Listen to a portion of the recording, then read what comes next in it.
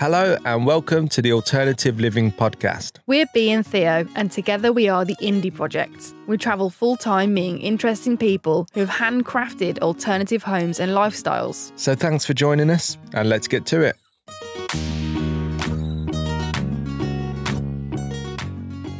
This week we're joined by David Johns, aka Cruising the Cut, who lives aboard his Narrowboat and has done for almost 2 years now. We first heard of David through his YouTube channel, and as he was passing nearby us in the summer, we popped over to see him, and after many hours chatting, knew he would be a perfect guest for our podcast. So here we go.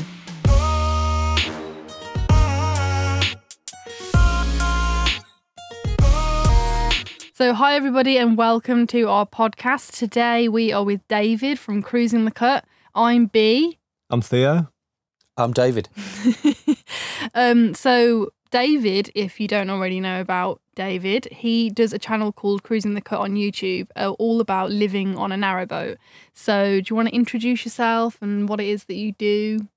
Yes, it was a couple of years ago now that I quit my job, sold my house, changed my lifestyle, bought the narrowboat, having only been on one once before, and that was when I had the idea to get it, and started living aboard. And I thought, wouldn't it be jolly to film it and put it up on YouTube as well, partly as a record for myself, partly for my mum, and in case anyone else was interested. And now that's become the channel.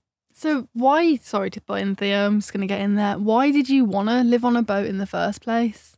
I don't have a particularly good answer to that. I think to a certain extent it was in my blood. My dad's always been into sailing. He was in the marine industry all his life, but I've never been one for sailboats. I was always more for powered craft.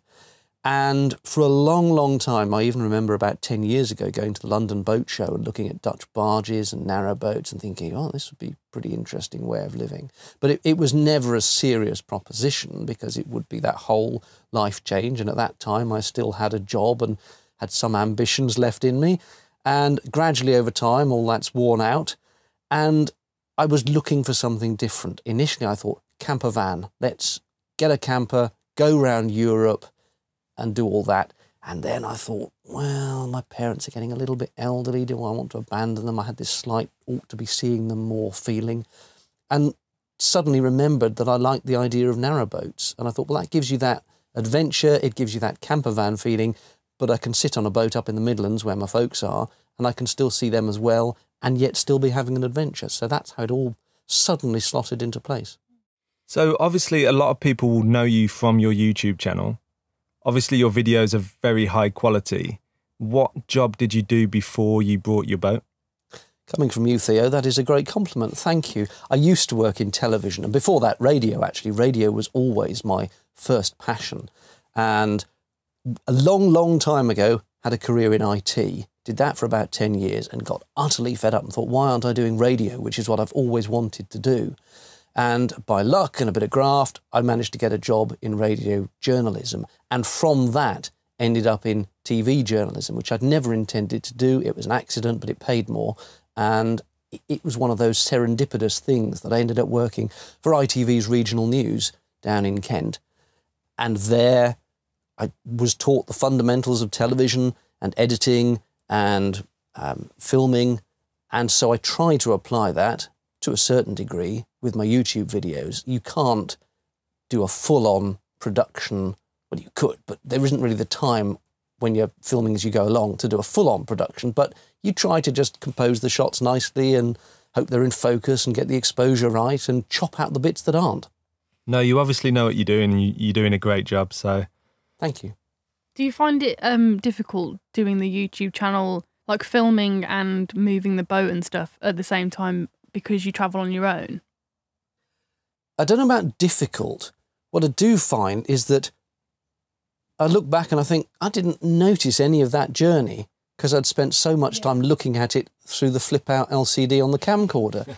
And it's almost like I'm watching myself do the journey rather than experiencing it. So sometimes I put the camcorder down and think, I'd almost like to go back and do that again so I can look at the cows and the sheep and the locks and things. As for difficulty, I have nearly rammed the bank a couple of times because as you're holding the camera up, trying to do a little piece to camera, and sometimes if you look ahead, the light will be behind you, so I'll be a silhouette. and I don't want to be a silhouette, so I turn round. So now I'm facing backwards, trying to steer forwards while I'm doing a piece to camera. And you do a very quick piece, turn around and realise you're about to crash into something. But I would like to clarify, I only ever do that if there's no other boats around.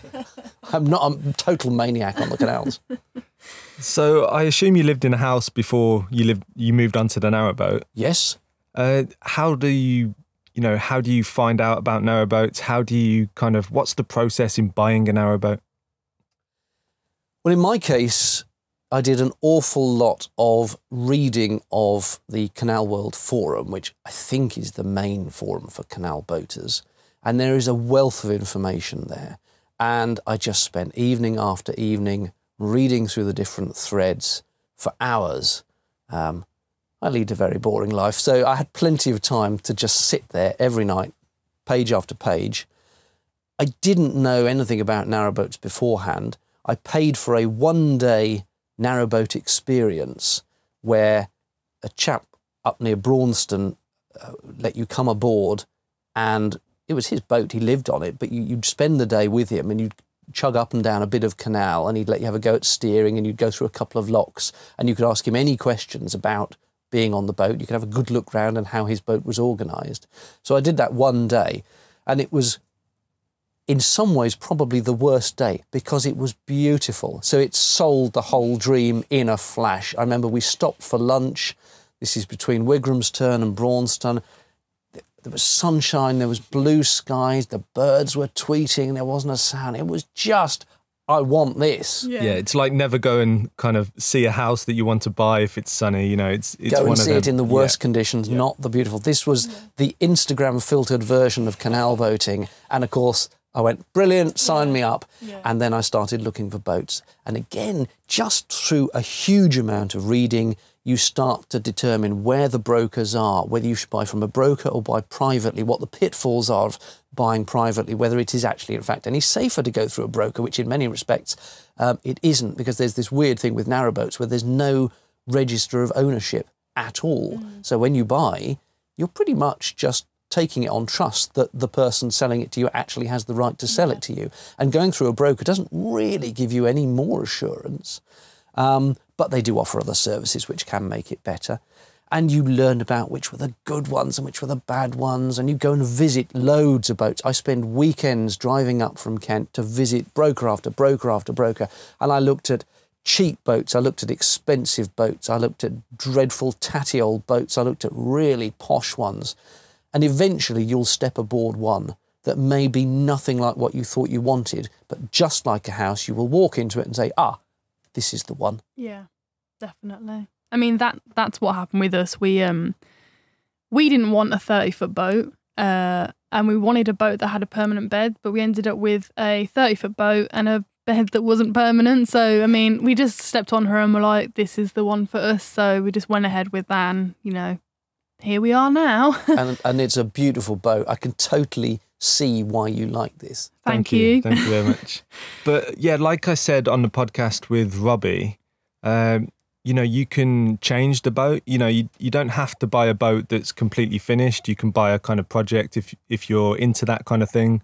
We didn't have much DIY skills before buying the boat, but now we've got new skills. We really enjoyed it. It was stressful at times, but it was good fun. Did you have to do anything to your boat, or did you buy it ready to go? I bought a boat in pretty good condition, all things considered, and it didn't need, I needed a few little bits doing to it, that the survey, and I did have a survey, and I would urge anyone to get a survey done, but there were little things like it needed new engine mounts and odds and sods that I had done, but it didn't necessarily need a lot of work. I have had things done to it since. I replaced the charger and the inverter, I had solar panels put on it, and I've done little tweaks.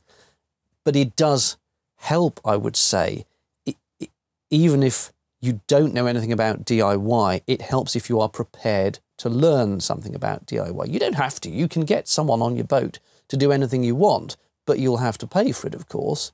And as a lot of people moving onto boats are trying to economise on costs or live a simpler and cheaper lifestyle, it really does help if you can do some DIY. And this is the thing, it actually isn't that frightening once you give it a go. So day one, you've got your new boat.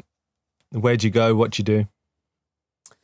Well, for the first 2 months that I owned my boat, it was sitting out of the water up on chocks, so it didn't go anywhere. And I had it like that because there was those little bits I wanted to get done to it, and it needed the hull to be blacked, that is painted with a bituminous paint that stops the steel from rusting. So there were lots of bits of work to be done on it. Finally, the day came where I completed on the sale of my house, picked up my final few bits, drove up, and day one, it was October the 21st, 2015. That's 10 days before us. Really? Yeah. And it's etched in my mind because that was the day the whole new life began. And I had decided, because it was nearly winter, that I'd take the boat somewhere for winter and not be cruising around. And I got a friend of mine who had been on many, many narrowboat holidays to come up with me. And then about a day or two before that date, the whole plan of where I was going to take it completely changed. So we just went off for a 3-day cruise. So my first day on the boat, I think we did a couple of hours cruising. I had a mate with me. He knew a bit about narrowboats. That's, softened my fears. Yeah. And it made me get off and move the boat, because literally we got there and started off. And I think if I'd gone up on my own, I might have bobbed about a bit in a marina, being a bit too nervous to go anywhere. But because I'd promised this guy that let's go off on the boat, we did. Yeah. And that was great. And we went through my first tunnel, and that was a terrifying experience. But I got, and locks, went all through that. But having done it, it was a great introduction. And it was just a 3-day trip. And I ended up at a marina where I then stayed for 5 months over winter, barely moving. But I had done that initial chug, and that was definitely worth doing. After winter time, when you finally set off from the marina, where did you go? The very first trip I did from the marina, I thought, actually, I've never been out on the boat on my own now, so I better do a solo trip. So I went out 15 minutes down the canal, turned around and came back. That was my first trip. And that was a huge triumph, let me tell you, because I was alone on the boat. Anything could have happened, let me tell you. There could have been pirates, sharks, whatever. But I made that 15-minute trip entirely happily. After that, I realised I'd never done a lock solo, so I persuaded one of the other guys at the marina to come on an overnight trip. He went on his boat and I went on mine. So I was solo, but I had backup. And it was a 4-hour journey up from Yelvertoft Marina to the Welford Arm and down to the Welford. And it's got one very small lock on it. So he moored up and watched me go through. And that was my first experience of locking solo. And we had a nice meal in the pub, stayed on the boats overnight, and then came back. And then, end of winter, it was time to properly go off. And my plan had always been to what they call continuously cruise, which is not to have a home mooring, but just to perennially be on the boat. And I set off for, I think it was about 2 months. And I did what I didn't know at the time was the Warwickshire Ring, which is up the North Oxford, up the Coventry Canal, down through Fazeley, the Birmingham and Fazeley, into Birmingham, which was interesting, out the other side and back to where I started. And I spun that out over 2 months. You can do it in a week, I imagine, if you get your foot down, but I spun it out over 2 months. And it was an immense fun and an immense learning experience as well. I did a bit of everything. I did countryside cruising, I did urban cruising. Yeah, it was terrific. So when we kind of upgraded from the van to the boat, obviously we couldn't fit as much stuff in the van as we could in the boat. So it wasn't that hard transition. But for you, coming from a house, how did you find that? How did you get rid of your stuff? I've never had a cluttered house. I've always been someone who, if people give me ornaments, I quietly pass them on somewhere else. It's never been a house full of stuff. I had obvious things like a dining table and a sofa and things like that. But frankly, the sofa I'd had for about 20 years and it was time for it to go anyway, and that ended up just going to junk. It was that far gone. So I went on eBay, got rid of a lot of stuff with eBay. I gave stuff to some friends. And some stuff was just so junkable. My dining table, my sofa, it literally was past the point where it should have been replaced in the house if I was staying in the house. So that just got chucked. And it was a bit of a monumental task, it really was, but not too bad. I think in my particular circumstances, it wasn't bad. If you're more of a normal person who accumulates stuff, it would be quite the challenge. But I guess it's quite nice to kind of declutter your life and kind of, even though you didn't have much stuff anyway, you know, to go even smaller, it kind of, I know for us, it's been really nice experience kind of not having that clutter. It's very therapeutic chucking stuff out, it really is. And the worst thing actually was chucking out mountains of paperwork, which I seem to accumulate, old bank statements and tax records. And of course, these days, you can't just throw them out. You've got to shred the darn things because, you know, someone's going to rifle through your bins apparently and steal your life or whatever. And I ended up, I had so much, I had boxes and boxes. I used to own a company and that had all the old paperwork from that as well. So I ended up hiring one of these firms that comes around in a van with a giant shredder in the back of it. And you tip boxfuls and boxfuls of paper. And it was like something out of a James Bond film with these giant jaws shredding it all up. And I remember being terrified that I was going to catch my hand in it or something and it was going to be a horror film. But obviously that wasn't really going to happen. But it was, again, very therapeutic, chucking all that stuff in there. When you first got the boat, did you have a time scale for how long you were going to be on it? Or was it just like, I'm going to move on to a boat and what will be, or I'm only going to do it for a year? Was there anything like that kind of made you do it? I always said I would do it for at least a year because I wanted to experience all 4 seasons on the boat and see what it was like. I had no upper limit, no vision of this is a break and then I will go back to whatever. So if the first year passed successfully, then the vision was stay on the boat until my midlife crisis is over. And so far, it's not over. So what's your favourite season then? Because you've done all 4 seasons now.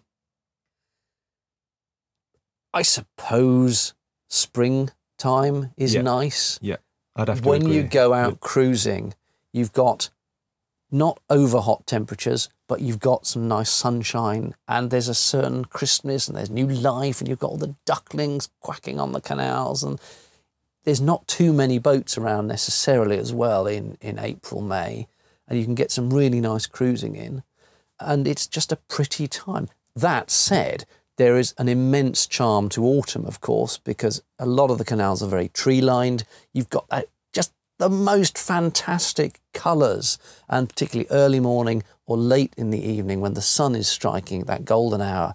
Beautiful, beautiful, beautiful. And that said, again, there's a certain charm to winter, although I don't tend to cruise much in winter.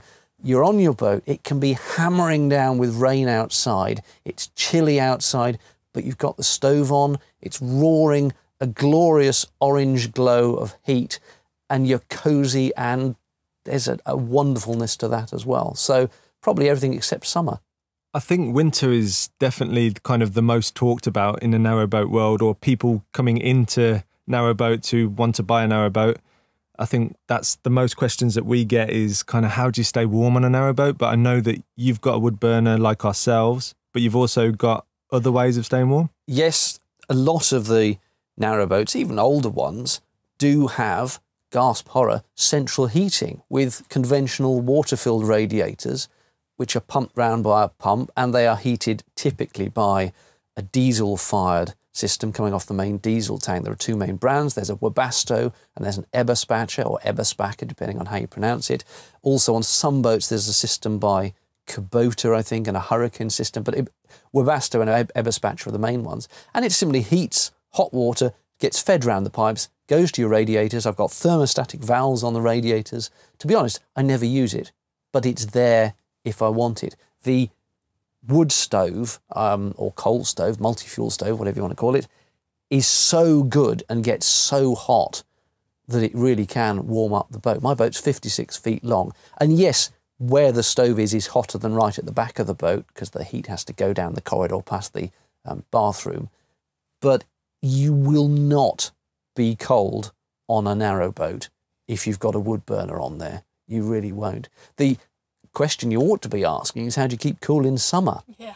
Because it can get absolutely roastingly hot on a boat, even when there's just a bit of sunshine. It really is like a greenhouse. A breeze, like for anyone who's curious about how you can keep cool in the summer without air conditioning, because I don't even know if you can have air conditioning on a boat. You could have it if you were plugged into a shoreline at a marina. You'd need a fair bit of solar, which luckily, of course, on the days when you need it would be sunny days, but you would need a lot to power aircon. We found that having the front doors open, the back door, and then taking the glass out of all the windows, like the top bits where you open it, and if there's a breeze, it actually is quite nice and pleasant. But if there's no breeze, oh my gosh, you don't want to be inside. Stifling. And also, on an important note, animals, if you've got pets, you cannot leave them on the boat on an even mildly warm day without all the windows and doors open. So if you need to be away, that can be a problem because they will cook. Yeah, it's literally like leaving, like a dog in a hot car. It would be the same as leaving them inside in the boat, which is why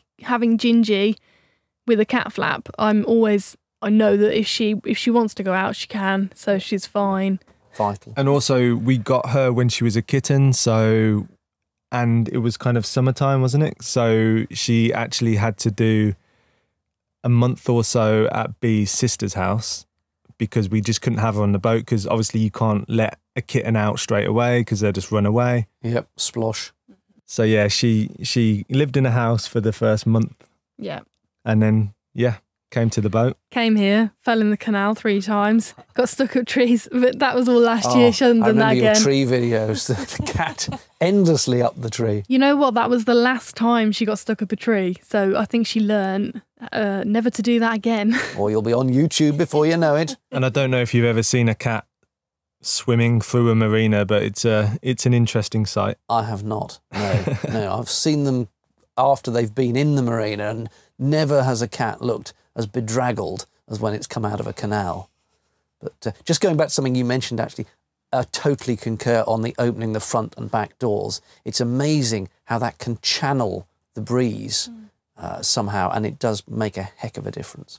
So for people listening who are really interested in narrowboats and like the technical side, what boat do you have? I have a 56-foot-long steel-hulled narrowboat built in 2000 by a company called G&J Reeves, and they still exist, or I think their son or something exists, and you can still get Reeves hulls. It was fitted out by a company called Milburn Boats, and this is what you tend to find with narrowboats. Often the hull is built by one company, and then all the interior is fitted out by another. Some companies do the lot, Aintree Boats, for example, but a lot of it, you'll find the hull is by one and the fit-out's by another. So mine was by Milburn Boats. It's got a bedroom at the back, then you've got a little off-corridor bathroom, you've got a little dining area with a table that's a bit like one of these camping tables on a leg. It's removable, so you can take it off and just use it as a sitting area if you want. Little kitchen, which is fully stocked. People say, how do you cook on a narrowboat? And it's, well, how do you cook at home? I've got a cooker. What do you think? I've got a microwave, I've got a fridge, you've got 4 gas burners. You can do all the normal domestic cooking if that's your thing. And then there's a little saloon area, a lounge area with the stove and a telly. You get the internet, all mod cons really, the central heating as previously mentioned. And then at the bow, there's a well deck which is covered by a canvas cover called a cratch cover. And that is both a nice place to sit out, but it's also somewhere you can put your Wellington boots when they're covered in mud and store a sack of coal for the winter. The back of my boat is what's called a trad stern, a traditional stern, which is to say there's very little space to actually stand and steer. You can get other forms called the semi-trad or the cruiser stern, which have more space for sociableness. I was always taught, if you're going to live aboard, get a trad stern so as much of the boat is enclosed as possible. I wish I'd never listened to that advice, because on the rare occasions I have people over, there's nowhere for them really to stand with me at the back, so it's not sociable at all. I would, given the choice again now, probably get a semi-trad or a small cruiser stern.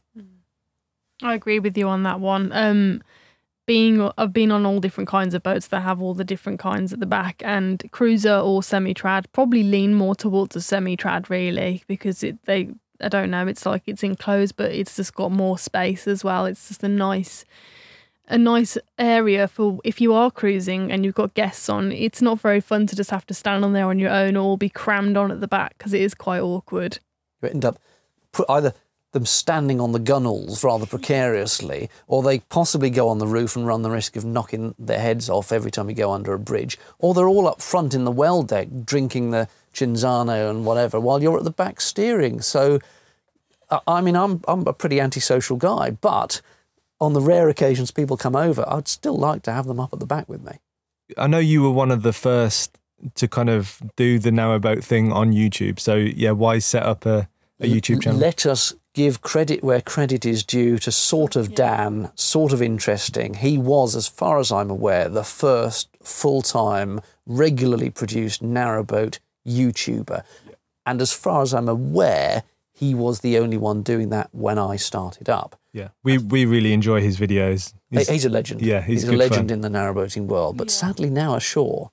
But, you know, maybe one day he'll get another boat. For me, why a YouTube channel? Because I'd worked in telly, because I'd had a couple of other YouTube channels before that when I was living in my house and working. I used to do these, well, I've still got the channels, doing camcorder reviews and microphone reviews because I have an interest in filming and the technical side of it. So I had these little channels and I was used to doing YouTube, and I thought people are going to be interested in this narrowboat thing. So, and they are, as you've found out. There is an immense amount of interest, and it's not just in the UK where people can go narrowboating. The audience is worldwide. A huge number of Americans, Canadians, Australians, but you get people in Azerbaijan, or think of the most remote country you can think of. I guarantee I've got a viewer there. So you must be really happy with how your channel's grown. Yes, I am happy.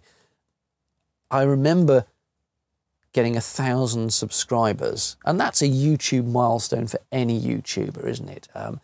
The first 1,000 is always really difficult. You know, you've got a proper thing going. You can get 1 or 2 subscribers when you put up any video, but when you've got 1,000, you know that you've got something that people might be interested in. And then last January, I hit 10,000, and I've just gone past 20,000. That's amazing. So whilst obviously not as stellar as your good selves, who are rocketing into the stratosphere, it's nonetheless pretty pleasing for a very niche channel. I certainly can't argue. No, it's a great channel. We watch all of your videos, obviously. Several times over, I hope. Exactly, yeah, several times a day. Would you say kind of your audience mainly is split between the US and the UK? It's about 40% UK, and I think 30% is in the States, or possibly US and Canada. And then the rest is Australia and tiny percentages from around the rest of the world. So yes. And what about kind of the male-female split? Massively male-dominated, yeah. 90% male, but a 10% female demographic as well. And I would say, if you look at the comments on the channel, arguably the ratio is different in the commenting than it is in the viewing. I have a lot of women, I think, I've not checked the stats, but I'm just off the top of my head, I would say more than 10% of the comments are from female viewers. So in terms of the channel, what are your plans? Like, what do you hope to do with the channel? I'm a very bad YouTuber in that if you do this, you're supposed to have strategies and put out videos, on the dot like you guys. I know regularly, you do it properly. And with me, I put them up on Fridays, or maybe it's a Sunday, or if I haven't quite got round to it, it's a Monday. It's very ad hoc. And I truly don't have a plan. Whilst it is wonderful and gratifying and lovely to see my subscriptions grow and the viewers grow and to get nice comments, I can't honestly say, well, I'm trying to be the next PewDiePie or Zoella or, YouTube superstar, whatever. It's never going to happen on a Canalboat channel for a start. But never say never, David. You never know. 10 million subs, here we come. But I don't have a strategy. I put them up because I like making the videos. It's nice that people want to watch them, and it's nice to see it grow. I probably should have more of a strategy, but I don't. Do you do anything else other than YouTube? Like, do you have a job or anything like that? I don't have a full-time job. I quit my job when I bought the boat. I now make an income, which people do ask about, several ways. You get a little bit of money from YouTube, but only if people watching the videos watch at least some of the adverts. Anyone who hits skip, you get nothing. But if they watch a bit of an advert, I believe you get 0.1 of a penny or something. So you get a little bit of income from YouTube. I write for Narrowboat magazine once a month. That gives me a bit of beer money. I occasionally do bits of proper corporate commercial video filming. Not a lot, 1 or 2 videos a year, but you can charge what I call a proper sensible day rate for those. So a day of corporate filming gives you more money than you've got from the month in YouTube.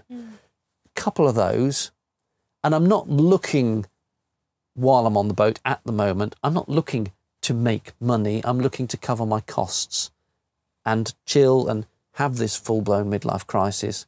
That's what I'm doing, and I'm covering my costs. So for that, I'm happy. At some point, this ridiculous messing about on boats surely has got to come to an end, where even if I'm still living on it, I've got to go back to the real world. But at the moment, no. Well, when it comes to an end, maybe that end will then be beginning a new life in a van?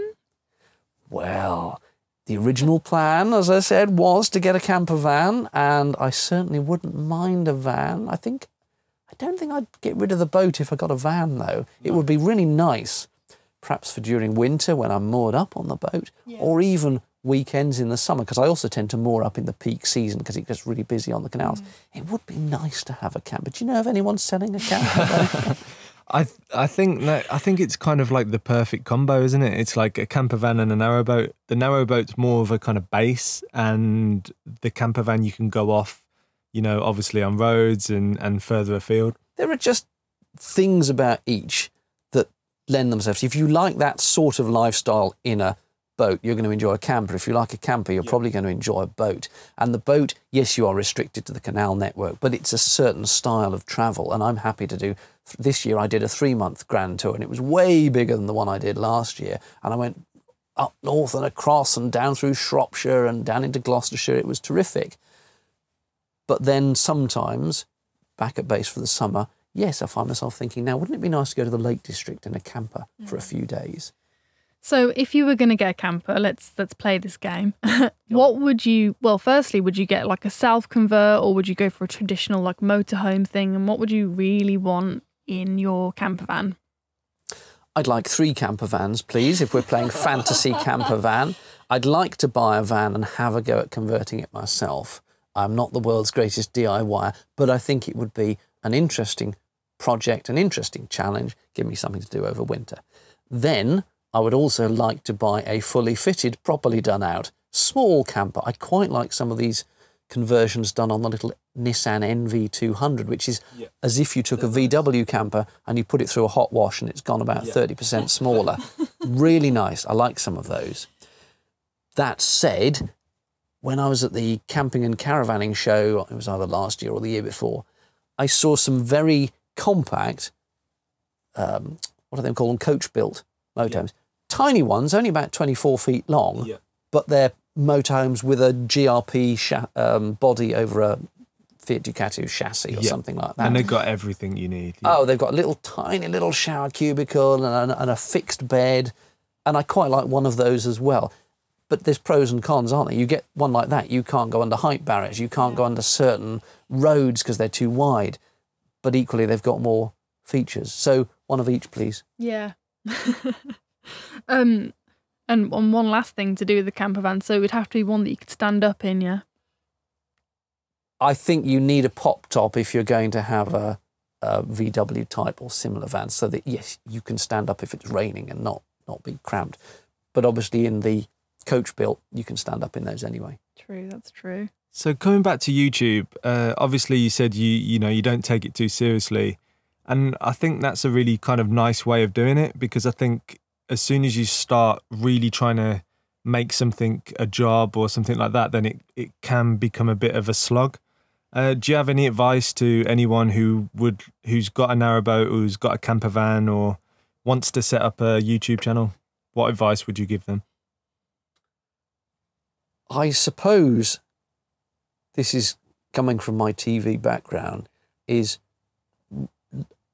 as a viewer, learn how to use your kit, because a lot of people have an iPhone or whatever and just start filming, and it's pretty random, let's put it like that. And it does work much better for the viewer if you get some basic camera work. I'm not talking about month-long courses or anything, but some basic camera work skills, and pay attention to the sound. Oh my, so many lovely vlogs ruined by poor sound, either someone being half a mile away from the microphone or the dreaded wind noise. And it's so easy to fix the wind noise. Just a little fluffy wind jammer over the mic cures 90% of all ailments. So mostly my tips would be on a technical front, which is learn to use the kit and invest a little bit of money in just making your videos that little bit better, and they will stand out. And in terms of kind of learning the techniques of how to create good YouTube videos, I mean, there's loads of tutorials out there on YouTube itself. There are loads of tutorials. I think what the YouTube audience really wants above all else, and this is why they will watch stuff that's even poorly filmed and poor sound, they want genuineness. They want an authentic person communicating with them. YouTube is so much more one-to-one than television or old media. It's you saying, look, here I am, and here's my life, and here's something. And if you're passionate about the thing you're filming, and you're genuine, and you're really almost visualizing the viewer and trying to talk to them, you're not talking to your phone, you're talking to a person, that authenticness will come across, and people will warm to that and relate to that. So one of the main questions we get is cost. And so living in a house, living in a narrowboat, is it cheaper to live on a narrowboat? Not necessarily. I think that's a bit of a myth. I suppose it depends on your house.